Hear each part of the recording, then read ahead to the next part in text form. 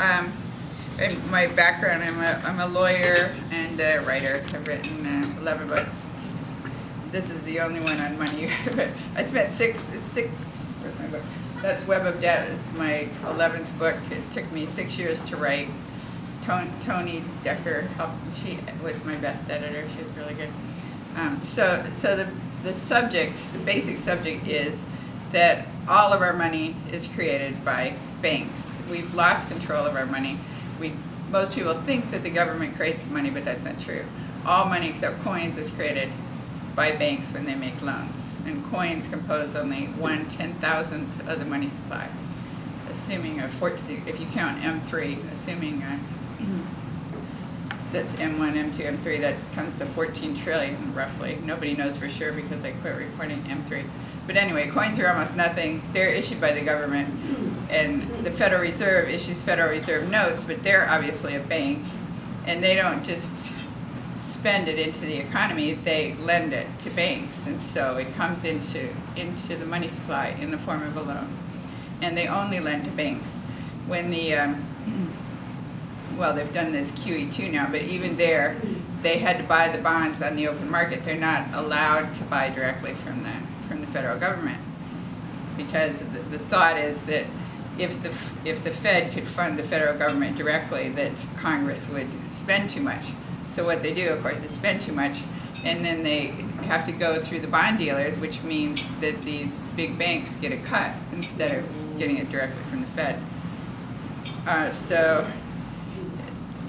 In December, we learned that $12.3 trillion had been fronted by the Fed to bail out these big banks. That was $9 trillion in liquidity, or sorry, $9 trillion in short-term loans and $3.3 trillion in liquidity. So that the bailout itself, was what Congress approved, was only $700 billion, and then with pork it was $800 billion.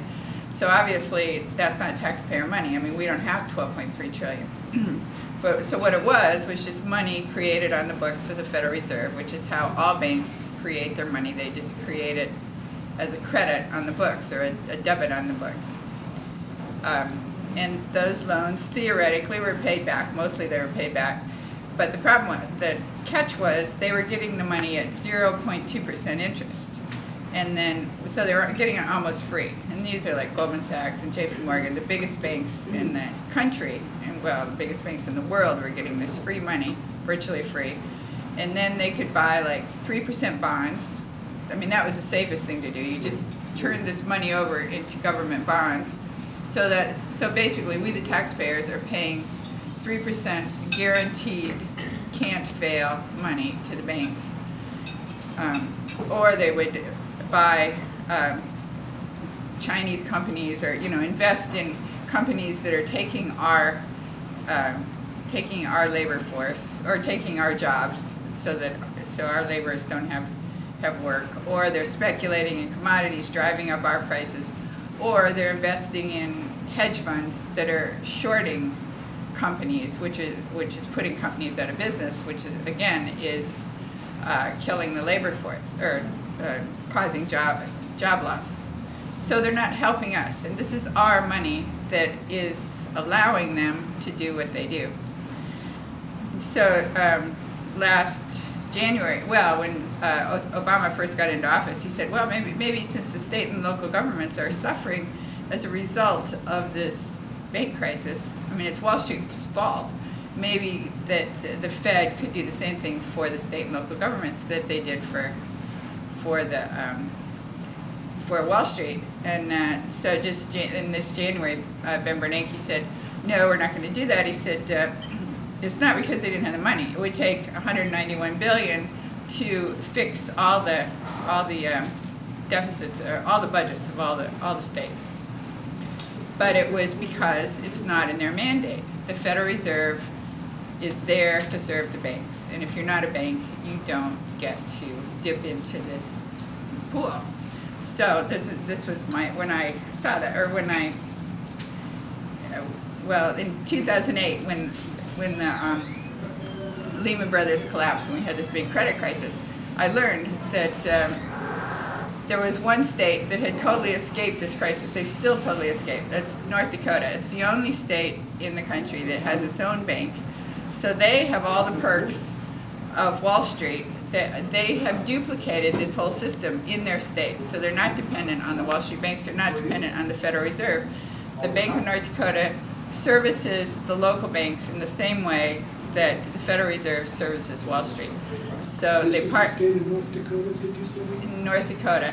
At that time, when I first started tracking it, I thought, well, this is interesting. There were 4 states that could balance their budgets, and then there were 3, and then there were 2, and then there was only 1. It was North Dakota. I mean, there was clearly something unusual about this state.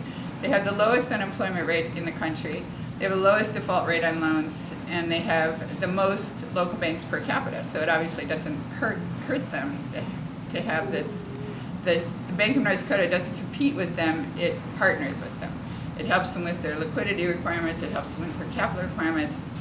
So it allows them to do things to service projects that they otherwise couldn't do. That Wall Street banks are not interested in the small business, they're not interested in homeowners. They have bigger fish to fry. But the local banks can't do it either because they're too small. They don't have the capital base for these like housing projects, and they don't have the liquidity for it. So the Bank of North Dakota serves that function. So I started writing about this 2.5 years ago and speaking about it, and I got flooded with emails. Somebody said, well, and I was complaining to a friend, I couldn't answer all this email, and he said, well, why don't you set up a Google group? So I did.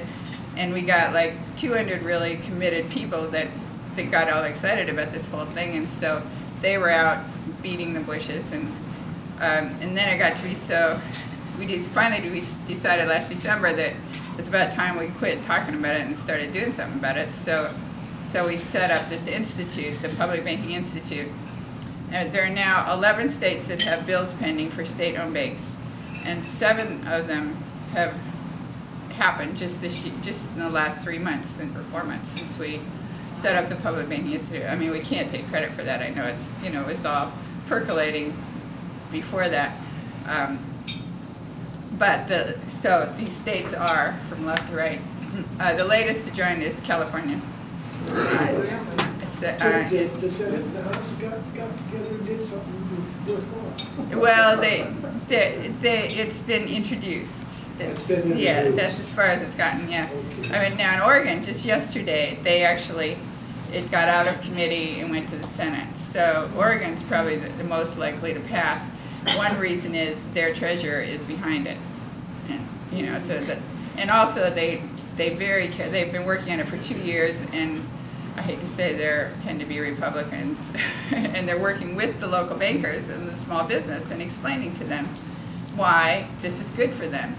So that's what you really have to do, because if you try to do it as an initiative, and you went into a supermarket and you said, do you want to sign my initiative for a state bank? Everybody would be saying, I don't trust government, or why do we need another bank? Or because people don't understand the principle that banks actually, they don't just hold your money and then lend out your money. They take your money and they leverage it into more money.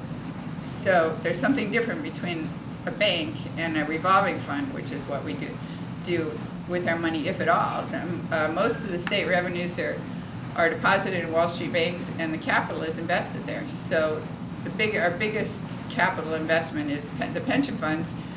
CalPERS has $200 billion. A couple of years ago they had $360 billion. And they lost it on Wall Street. I mean, they couldn't do worse than to invest in Wall Street. They lost 30%, I think, in 2000. Maybe it's the other way. 1 year is 25%, 1 year is 30% since the 2008 collapse.